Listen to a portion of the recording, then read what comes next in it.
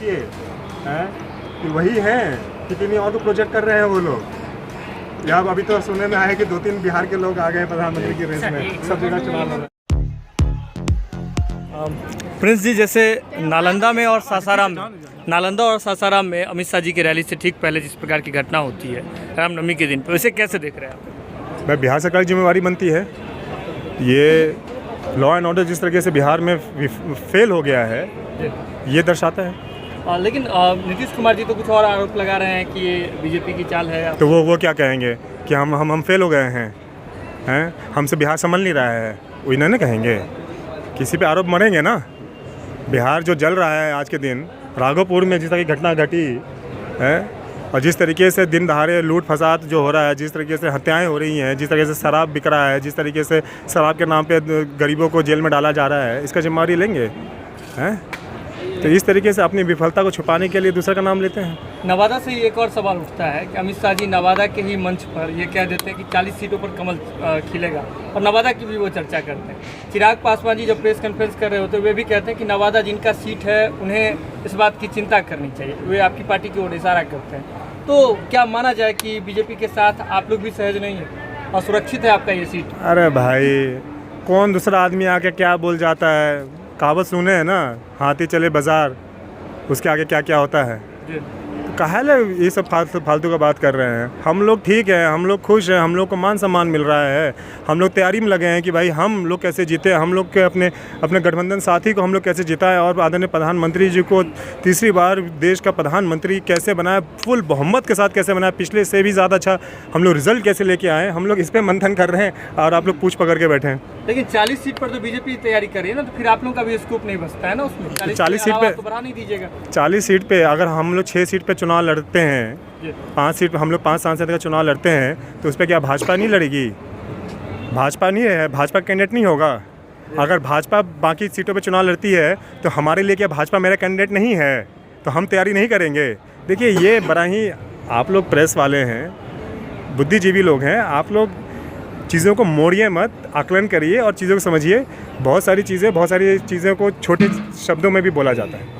तो फूल की बात हो रही थी, कमल खिलने की बात हो रही है, तो सिलाई मशीन से फिर कमल कैसे खिलेगा? भाई, सिलाई मशीन से कमल कैसे खिलेगा? कमल जब खिलेगा, अभी क्या कमल नहीं खिला हुआ है? सिलाई मशीन कहाँ है? अभी तो साथ में है, लेकिन आगे के लिए तो दूसरी बात हो रही है। आगे कौन कह रहा है दूसरी बात? हम प्रदेश अध्यक्ष हैं, राष्ट्रीय अध्यक्ष जी ने अभी प्रेस कॉन्फ्रेंस किया है और आप हैं न्यूज़ चैनल कहीं और से, जनता आप टॉकीज से हैं, आप क्या बात कर रहे हैं नहीं कर रहे हैं वो आप बताइए। आप क्या बोलना चाह रहे हैं? ये तो बात तो क्लियर है कि अमित शाह जी जिस तरह से वो कहते हैं, मन से कहते हैं, और उसके बाद फिर आप लोग कह रहे हैं कि हम साथी हैं। बस इतना ही, बस इसी तरह हवा बनाते रहिए।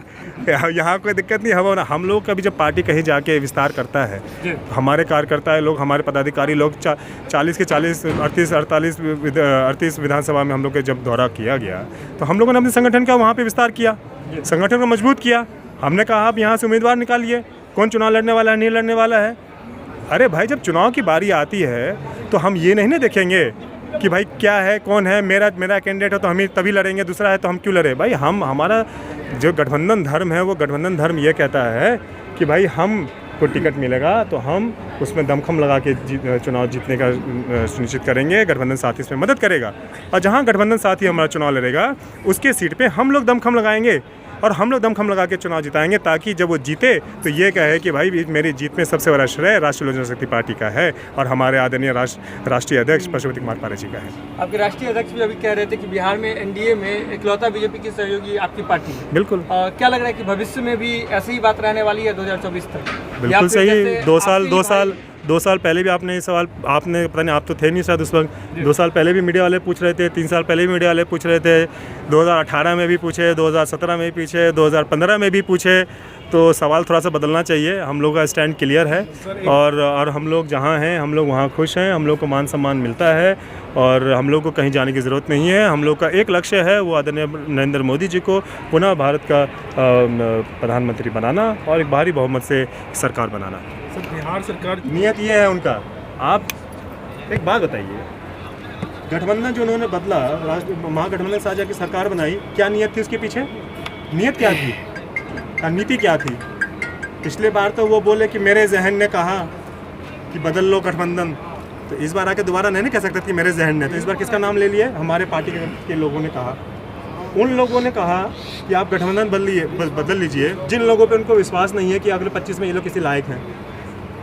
तो भाई क्या बात बोलते हैं नहीं बोलते हैं उसका आकलन करिए, समझ में आ जाएगा कि गणित ये कहाँ बैठाने की कोशिश कर रहे हैं। आप लोग का आकलन क्या है जातीय जनगणना?